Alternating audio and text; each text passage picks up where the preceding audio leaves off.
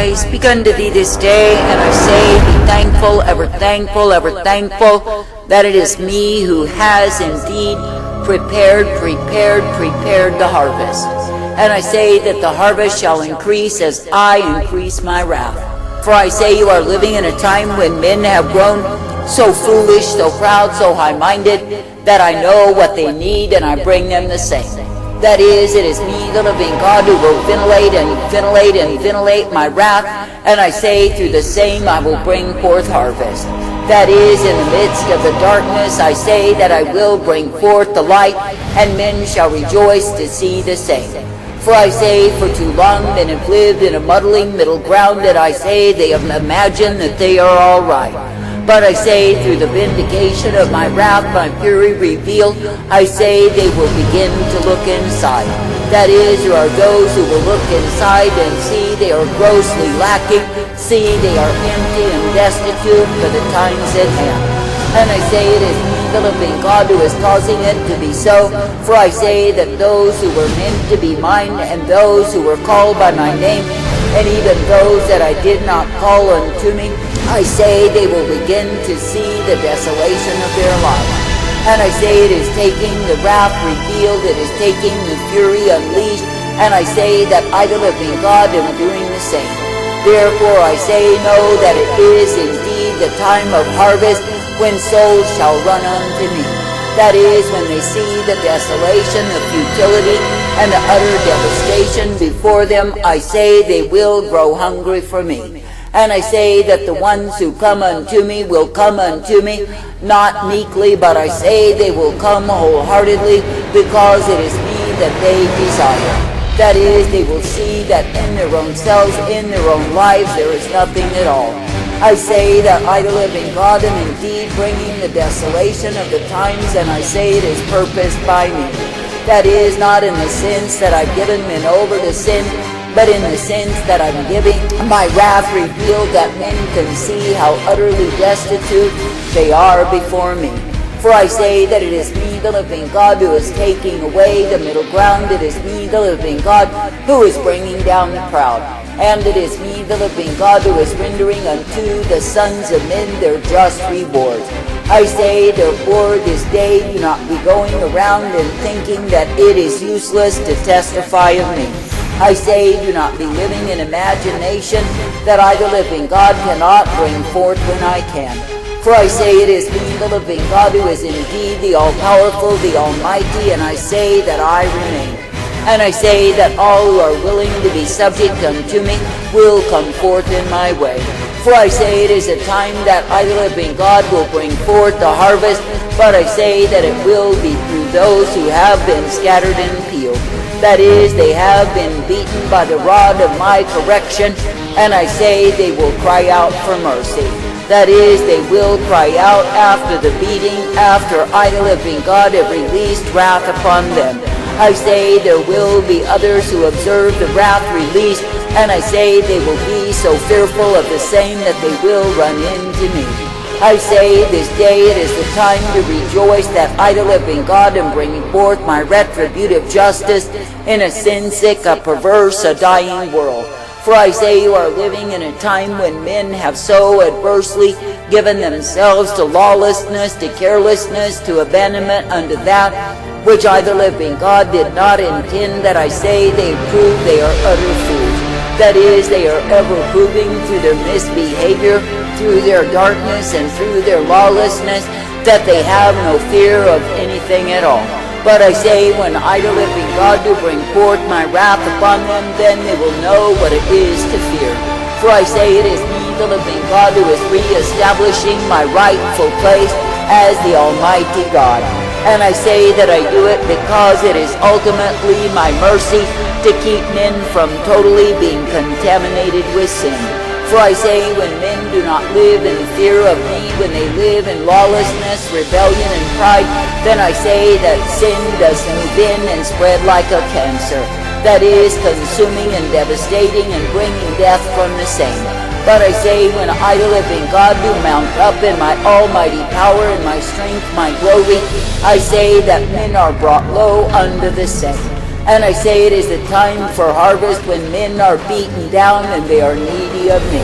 But I say when men are full of the assurance as to how great they are, because they have been fed lies by liars, deceivers, and con men who have led them astray, I say they will have no need of me. But I say when they are indeed devastated by the beatings that I shall bring upon them, I say they will see they are utterly helpless and useless to stand against me. I say it is the time to rejoice, it is the time to know that I, the living God, have prepared the fields.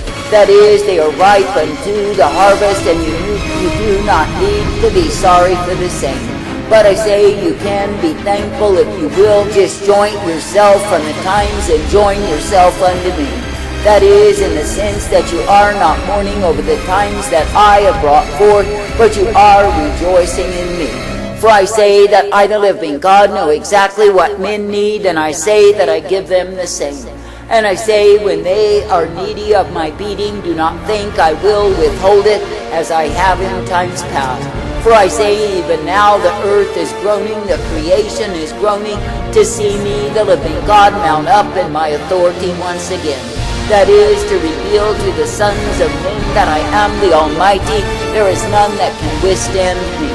I say, therefore, this day do not look at the times from the point of view of selfishness and your own little world. But I say, instead, be thankful that I, the living God, am the one who is settling things in this earth once more. That is, that I will bring down the lawless fools who thought they remained forever as a law unto themselves. That I will prove to them that they are nothing but vacant, disjointed fools who are wandering far off from me. And I say it is me, the living God, who will take the pride out of men when I utterly deflate them, when I bring them low, when I devastate their lives. But I say if I, the living God, do give them redemptive mercy through the same, I say that my wrath is the ultimate blessing unto them. That is, it is the ultimate mercy that I show forth to free them from the prison house of pride, and to bring them out of their state of lawlessness, to whereby they will be eager to obey me, to respect me, to walk in the fear of me. I say if you think that men are genuinely redeemed in good times, or so they call it, it is not true. For I say they simply add me to their comfortable package. They just simply take me on as an insurance policy. But I say that I, the living God, do not delight in such ones, no, not at all, for I say they are merely using me. But I say that the ones who are a joy unto me are the ones who wholeheartedly will repent and change from their wicked, sinful ways and walk uprightly in me. That is, they will come out of the lawlessness, they will come out of the rebellion, and be literally testimonies as to my transforming power. I say such ones as these are a delight unto me. I say likewise I find my joy in the ones who already know me, who will keep on serving me. That is, who will keep themselves unspotted from the times and walk soberly in me. I say, therefore, this day there is no reason to be in animosity against me. There is every reason to be thankful unto me, for I say that the times are in my hands. And I say it is because I released men to what they thought they wanted, that is, to have their own way. That is, I have turned them over to lawlessness, to rebellion, to stubbornness and pride, and what has it brought about? I say that it's brought about great disasters and calamities and troubles on every hand. For I say men are not the kings and princes they have imagined they are.